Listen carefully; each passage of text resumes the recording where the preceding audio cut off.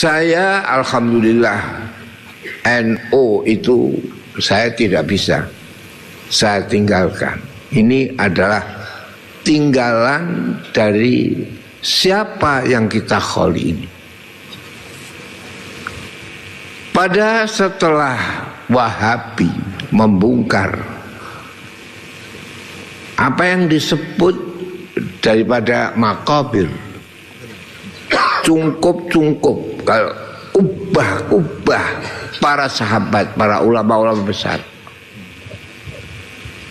itu ulama-ulama Mekah tidak mampu untuk mengendalikan yang hal itu. Tetapi apa yang terjadi?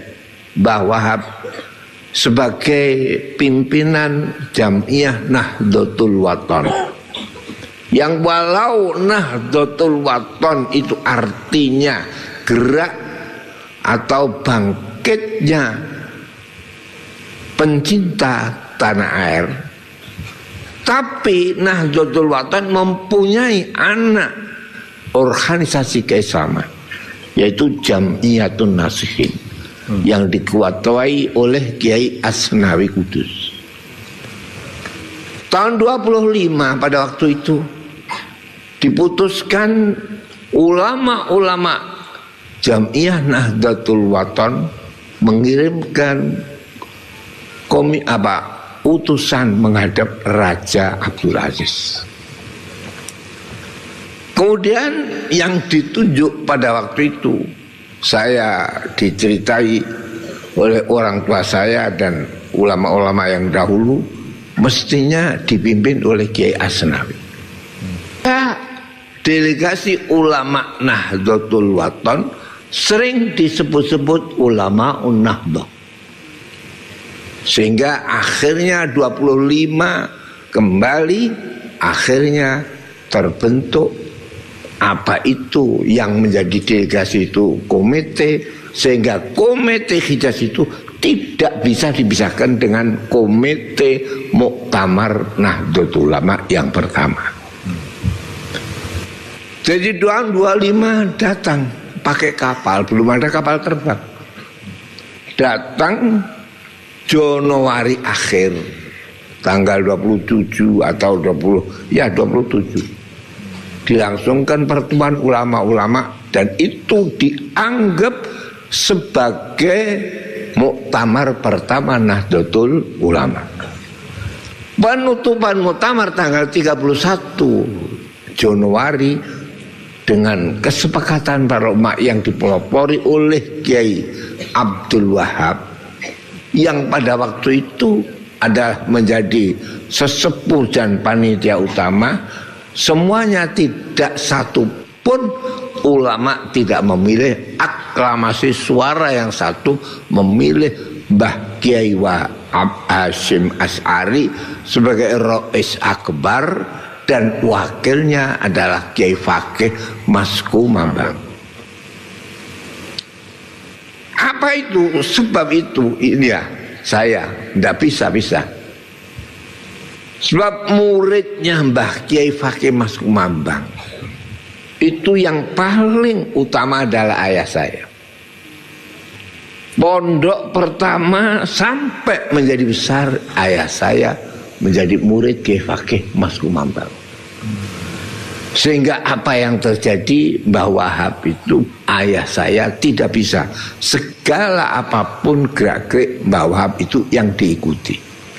Sampai pada akhirnya bapak saya madrasah saja itu dahulu dinamakan Madrasah Nahdlatul Wathon, itu madrasah yang ada di Pondok Sarang, dan saya ganti sekarang Ghazaliyah, sebab mengingat siapa yang mendirikan pondok adalah Kiai Ghazali. Mbah Kiai Wahab ada kayak begitu.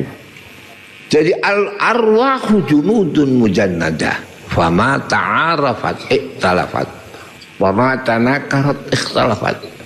Jiwa itu adalah sebagai kayak bala tentara yang dikuatkan, yang disatukan. Tidak bisa satu sama lain berpisah dan tidak drap yang satu. Drap yang satu inilah menunjukkan suatu kekuatan. Baghdad yang begitu besarnya kekayaan minyak, kekayaan ilmu dahulu, apa yang terjadi dikalahkan dengan Amerika? Sebab derapnya itu tentara adalah Amerika. Baghdad itu tentaranya podo karo, jadi kadang siap merokok, itu tentara Baghdad. Ini bahwa Wahab itu tidak bisa. Apa sebab? Sebab ayah saya adalah yang dekat dengan Kiai Fakih Mas Ngembang, dan Kiai Wahab satu-satunya ulama yang dekat dengan Mbah Hasyim. Sehingga pernah saya ceritakan di sini, tapi tidak akan saya jelaskan di majelis ini, pernah bertemu 6 mata antara Mbah Wahab, ayah saya, dan Mbah Hasyim Asy'ari. Ini Mbah Wahab adalah komite Hijaz menjadi komite Muktamar. Mbah Wahab satu-satunya ulama yang oleh ayah saya di mana saja mesti saya ikuti itu Mbah Wahab. Sampai ada NU keluar dari Masyumi jadi partai, itu Mbah Wahab. Bapak saya pertama kali saya harus ikut Mbah Wahab. Jadi pemilu tahun 55 akhirnya berdirilah NU tahun 53 sebagai partai politik, 55 ikut pemilu, dan segala apapun putusan itu yang pecah antara kaum nasionalis dengan Islamis, akhirnya kalau tidak ada Wahab, taqabbalallah minna wa minkum taqabbal. Ini saya menyaksikan. Apa itu terjadi sampai ada peraturan partai harus berdasarkan sama satu. Tidak boleh ada partai yang berdasarkan Islam. Sehingga Mbah Wahab ikut. Apa itu terjadi? Kalau nggak ada Wahab, NU ya taqabbalallah minna wa minkum taqabbal. Jadi indah Mbah Wahab. Jadi NU jadi partai tahun 53. Ikut pemilu 55. NU kampanye tahun 55 di Pondok Tebuireng. Sebelum hari H di Pondok Tebuireng, karena ada aku pada waktu itu, saya 3 hari sebelum Mbah Wahab datang, belum ada, saya mondok Tebuireng. Jadi saya pernah mondok Tebuireng 3 hari. Habis akhirnya kampanye NU di Pondok Tebuireng, saya ikut. Mbah Wahab pulang, saya ikut pulang. Ini. Jadi saya alhamdulillah saya sudah berjanji, saya memang ya NU, dan NU-nya ya Wahabi, tapi Wahabi bukan Wahabi Mekah, tapi Wahabi tambah beras.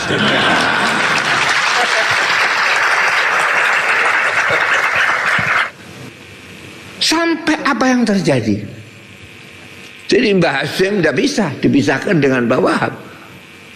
Siapa yang membuat semua aklamasi adalah Mbah Wahab. Begitupun proklamasi sama. Mengapa awal perjuangan Indonesia ada karena resolusi jihad bertepatan bulan Oktober. Resolusi jihad Oktober tanggal berapa itu? 22. Ini Oktober 22, jadi Agustus, September, Oktober. Oktober yang kelihatan adalah Mbah Hasyim. Tetapi Oktober, November yang kelihatan ada Bung Tomo. Hari apa Pak? Pahlawan. Disinilah bahwa Indonesia tidak bisa dipisahkan antara Islamis dan nasionalis. Dari Oktober, November. Mengapa yang Allahu Akbar kok enggak Mbah Hasim? Lu kok Bung Tomo? Saya bisa ingat itu. Ini sampai akhir ini. Begitu. Jadi jangan mendirikan negara Islam sebab ini sudah akhir. Ulama itu tiap 300 pasti berubah. Jadi 300 yang pertama adalah satu, menulis Quran, menulis hadis, kumpul Quran hadis Umar bin Abdul Aziz. Kemudian 204 pilar Quran, hadis, ijma, qiyas. Dikembalikan lagi ke yang pertama tahun 300 akli dan nakli, yaitu zaman Asy'ari dan Imam Maturidi. Jadi ada akli, ada nas. Jadi ada Quran, hadis, ijma', qiyas, itu harus cocok dengan akal. Ad-dinu aqlun waladina liman la aqla lahu. Jadi akal. Sehingga tauhid yang kita pelajari adalah tauhid ilmu kalam yang digandengkan dengan akli. Jadi bukan dalil nakli tapi dalil apa? Akli. Itu Asy'ari.